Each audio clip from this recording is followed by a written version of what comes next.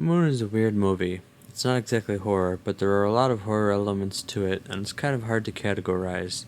If you haven't seen it, it's best watched going in blindly, so I'd recommend not ruining it for yourself. That's your spoiler warning. It starts with a couple genre cliches and visual evocations to throw you off the actual story, and make you expect another, completely different one. The first scene is one of global disaster brought about by climate change and its consequences. World hunger, a lack and fear of power, and a massive corporation that fixed everything, even growing crops in the African deserts. Their miracle solution involves people on stations on the moon acting sort of as modern lighthouse keepers, watching all the automated tasks work on their own, and occasionally changing out filled energy tubes for empty ones when they have been mined out to be sent to Earth. The power of the moon. Decades of sci-fi fiction should prepare you for the fact that massive corporations are evil and uncaring. Good morning, Sam. We got a live one on Mark. I'm gonna go out now and rope her in. Okay, Sam. And Gertie the robot is clearly supposed to remind you of Hal from 2001: A Space Odyssey, mentally prepping you for a bad time. Sam is reaching the end of his 3-year contract when the movie begins.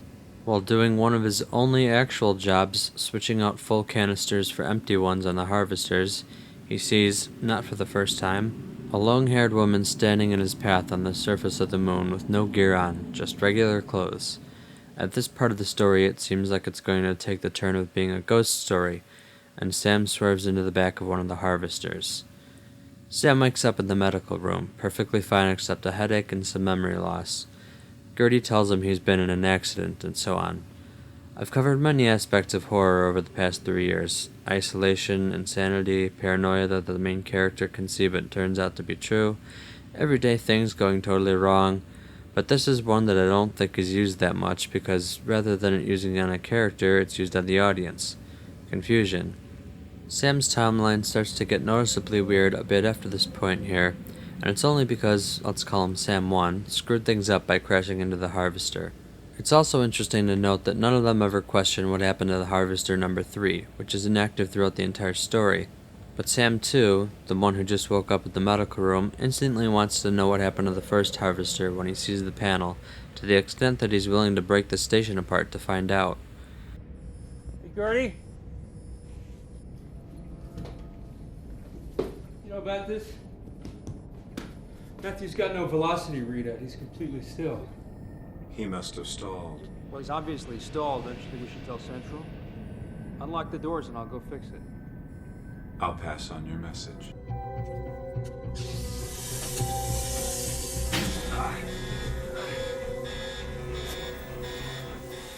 Let me go outside and take a look. There is no damage to the exterior shell.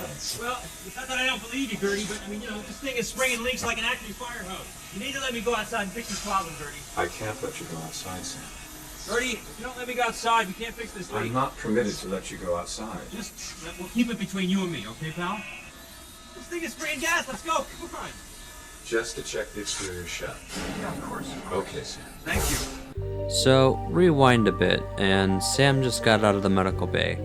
At this point, the audience thinks that he's Sam 1 because everything Gertie tells him is true, or at least plausible with the kind of technology they have, right? Except, roll back a few scenes and you'll see Gertie actually using his medical technology. It's not far from a modern medical kit. He has to heal naturally for the most part with bandages and everything. Once Sam 2 goes to check out the harvester, he finds Sam 1 on a rover, his helmet covered in moon powder. Understandably, he freaks out, and Gertie is very unhelpful in his response to their questions. Who is he? Who is he? We need to get him to the infirmary. You tell me who that is. You tell me who that is! Sam Bell. We need to get him to the infirmary immediately. Gertie. Yes, Sam. Is there someone in the room with us? Sam, get some sleep. You're very tired. In any other fiction about clones, twins, or lookalikes, here's where something would happen that would make you lose track about which is which. But instead, they only widen the differences. Sam 2 has a sharp, suspicious, and aggressive personality and always seems fit, while Sam 1 still has his wounds, is regularly vomiting blood, and is constantly in a cold sweat and is more laid back. The confusion has shifted from the audience to the plot, and hopefully the audience has been watching closely enough to catch what was going on. The Sams are on edge, especially Sam 1 after he had been hallucinating earlier. Gertie told him he had a concussion and confusion and hallucinations were Sam, possible. you're out of bed. Yeah, Gertie, I'm out of bed. Who's the guy? Who's the guy in the rec room? Sam Bell. Come on, come on, come on. You are Sam Bell. So when Sam 2 is standing in the room quietly doing nothing when he first wakes up, he asks Gertie about it and he dodges the question, like many of their demands for answers about what's going on. While Gertie is supposed to evoke the image of Hal, another case of leaning on the fourth wall and letting the audience make themselves paranoid, he is actually very helpful with all of them, even going so far as to let Sam 2 shut him down to erase his memory of their plan. However, the audience will have a lingering distrust about him. He does know what's been going on in the station, what's been happening with the clones. He's used a live signal to Earth after Sam 2 was awakened. He's kind of a neutral party that follows his programming in a loose way.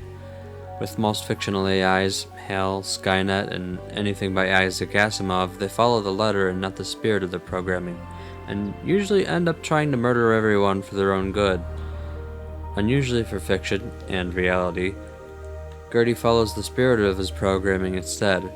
Because of this, the audience is expecting him to kill all of them at any time and reset the clone cycle. Sam 2 realizes there must be a secret place where he came from, and goes to look for it. While Sam 1 finds himself locked out of the computer, Gertie types in the password. He's really playing all sides here. Not only does that confirm that there were other clones in the past, but that they were killed by what was supposed to be a cold sleep system. It's hard to tell, but I think it also implicates Gertie in the process, as you can see what might be him in the corner after the flash.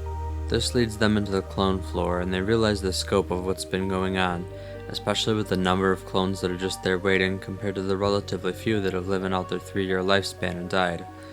I guess this isn't so much a horror movie as it is an anxiety movie, though there are certainly pure horror elements to it. Once they figure out what's been going on, they hatch an escape plan, with a third clone who won't wake up by the time the kill squad gets here. Sam 1 will go to the rover where he crashed and wait to die. Sam 2 will wait until the last second, then escape in the tiny delivery ship, and Sam 3, who hasn't woken up, will appear as everything is normal and the kill team won't go hunting people down, though the movie ends as saying Sam 2 came forward and exposed them, so I guess it doesn't matter. As I said earlier, I realized as I was writing the script for this that it was more of an anxiety movie than a horror movie. You sort of expect it to be a horror movie. Next week I'll be reviewing one of those movies that was a game changer for sci-fi horror in the same way that Terminator changed sci-fi action movies or Indiana Jones invented exploration movies and video games.